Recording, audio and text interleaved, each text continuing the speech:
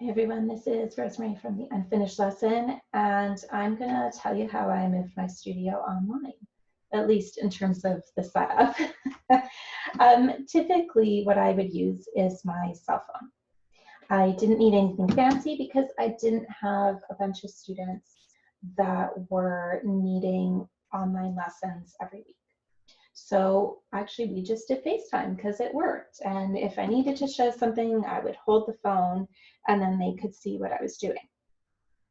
But because we don't know how long this situation is going to be, and my students are working on recital pieces, and I'm encouraging them to practice more, which means they're going to be going through more songs, I needed something a little bit more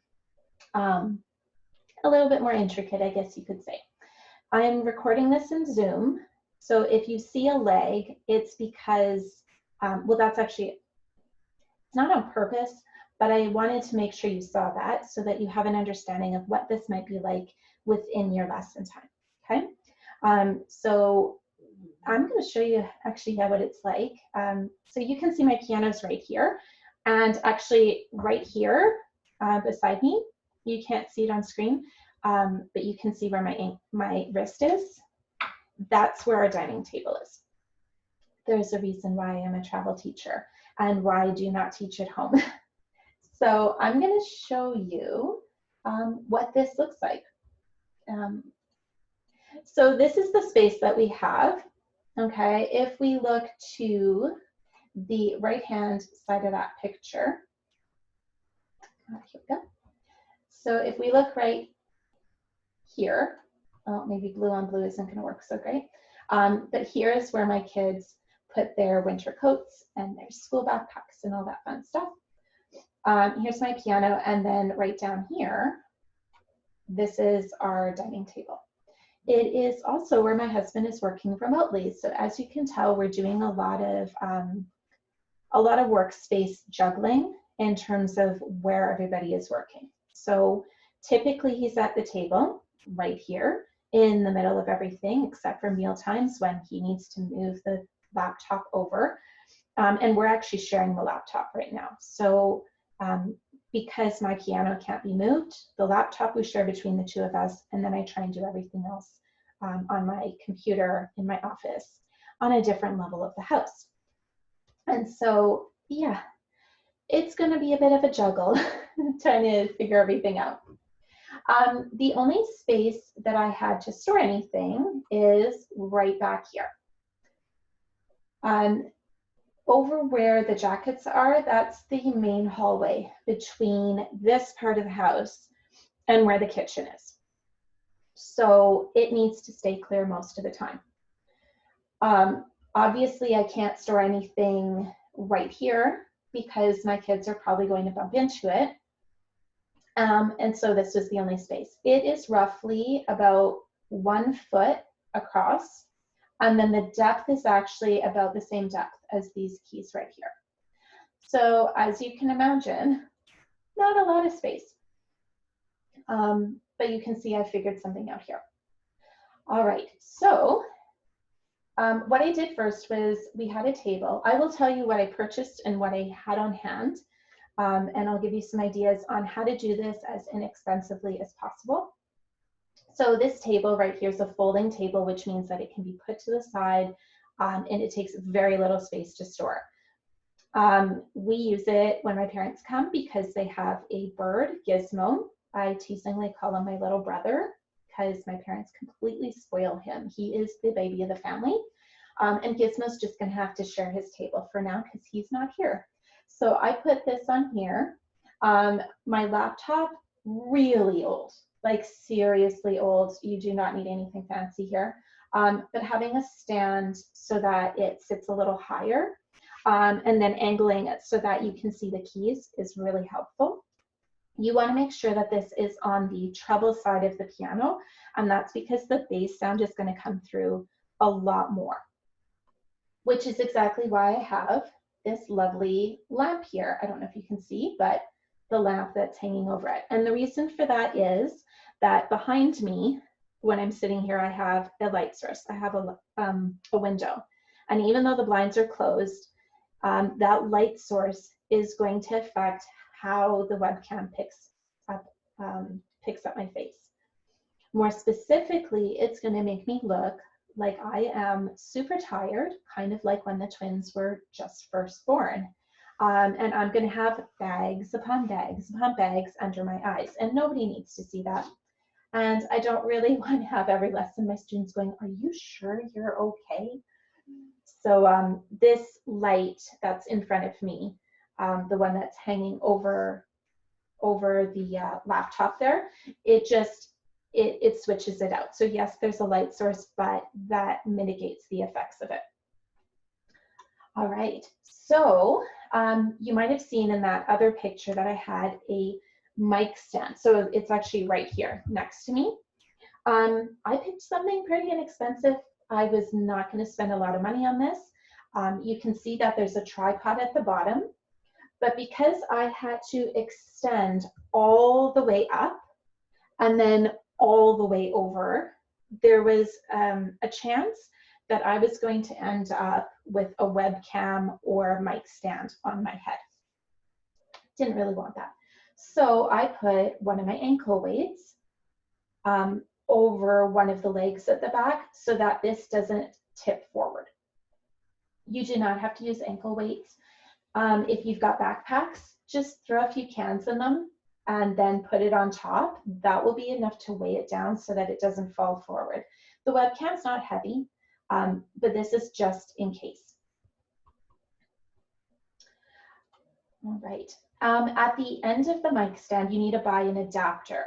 Now, this particular adapter, what I like about it is that it screws on to the end of the mic stand, and then it has this lovely knob here, ergonomic knob, I guess you could say, that adjusts the tilt of this. You can actually angle it 360 degrees.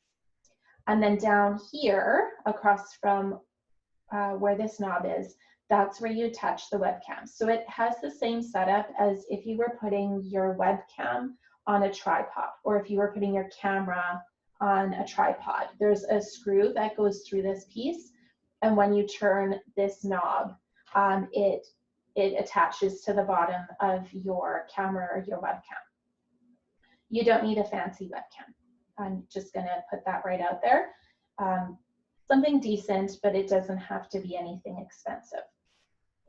I will make sure that in the description I have exactly what I purchased and the links to all of it so that you know what to purchase. So yeah, you just attach this at the end. And then when you're adjusting, I found that the webcam, because it's so thin, the screw is longer. It's too long. So it doesn't want to, this part is loose. It doesn't want to attach really securely. It's secure enough, but it's going to wiggle. It has a little wiggle. So if you hold it from this metal piece right here, this will naturally go wherever it's going to go. So if your webcam feels a little loose on it, just, yeah, put your hands on the metal part, adjust from there, and you'll be fine. And so as you can see now, my webcam is pointing down onto my piano keys. And then at the back of the mic stand, I put these little pieces of tape so that when I go to clean this up, I'm going to fold this in half. These pieces of tape are going to be like way up here. And then when I go to put it back, I can use these to pretty quickly find the right angle. And then actually I put pieces of tape on the floor as well so that I knew roughly where to put where to put this mic stand. So I have the fastest possible setup. Like I can do this in about 5 minutes. And so this is what it looks like. This piano bench is going to end up almost against the mic stand when I'm playing, because this distance here is less than 3 feet. By the time that I've moved back in order to play effectively, yeah, there's just not a lot of space. So this is what it looks like, cords and all. It's, again, nothing fancy. If you're needing to just buy the mic stand and the adapter. I think that was about $50, $60 Canadian. If you need to buy a webcam, then obviously that would be on top of that. Everything else was just what I had. You're going to notice I have my iPad here. I was hoping to share it. I will do a different video on that. You can share the screen of your iPad, but what I found is that when you hit stop share and then try and share it again, at least on my device, it was not letting me do that. So once I figure that out, I will definitely let you know. It's not working yet. So this leads me to my next thing. Oh, actually, one thing just before I say that. This is what it looks like when it's all cleaned up. So you can see I put the lamp and folded up the mic stand. I didn't even bother removing the adapter from the end of it. I just left it on there, but I did take the webcam off. And then this box contains not only my books, but the equipment that I need. And then the table just got put somewhere else. And then my husband's using the laptop, so I don't have to worry about cleaning that up. So, okay, a few tips. One, you don't need to spend crazy amounts of money. You don't need anything fancy. Two, while it would be nice to be able to share multiple devices, it's not necessary. Three, you're going to have some lag, especially if somebody on either side is streaming anything. So for example, my husband is in and out of meetings all day, so sometimes the lag is really bad. We're trying to set it up that I'm not teaching at a time that he has meetings, but we're still early days. So you can use this angle when you need to show more the technique. So where you're showing the physical movements, and this angle works best. Use the webcam, and I'm going to show you the webcam view. So all I did was I just went, there's a stop video. Don't press stop video. There's an arrow beside it. If you press that, it's going to show you the camera. And then here is my webcam view. And so you can see if I need to teach something by rote, the student can see exactly where I am, and I can say this is middle C on my piano. And that way we can go at it that way. And then when I'm done, I just turn to the side and I select my laptop webcam. I'm finding that there can be quite a bit of lag, so my recommendation is get everything local as much as you can. Those images that I showed you, I had done them on my phone. I made sure that I had saved them to this laptop so that all I had to do was open up where the laptop, or like where the photos are going to show, and Zoom shows it so much easier. There isn't the lag, whereas if I was trying to show from a different device, you're risking more connection issues, and I don't think any of us need headaches right now. We need solutions. I need solutions, maybe I'll put it that way. So I hope that this video helped you. Again, in the descriptions below, I will make sure that I list all the equipment that I've used, not my laptop or the lamp or any of that. That's whatever you've got. But I will do the 3 bits that are more. And if all of this is sounding way too hard, honestly, a phone works pretty good. I would have kept using a phone if I did not need 2 hands in order to be able to demonstrate on the piano. But since I can't do that, then that's why I did this setup. I hope that this video has been helpful for you. Share, like, comment. You can subscribe so that on this channel, when there's more videos like this, like for example, when I figure out how to get my iPad to share in Zoom for longer than just one time, then I will be doing that. Yeah, that is a video that will hopefully come up. iPad, if you try and screen share your iPad, I'm just gonna heads up, it'll allow you to do it, but then when you stop sharing and then try and go back into it, it's not letting me do it. And unless you're gonna stop your meeting and then get back into it every time you want to do that.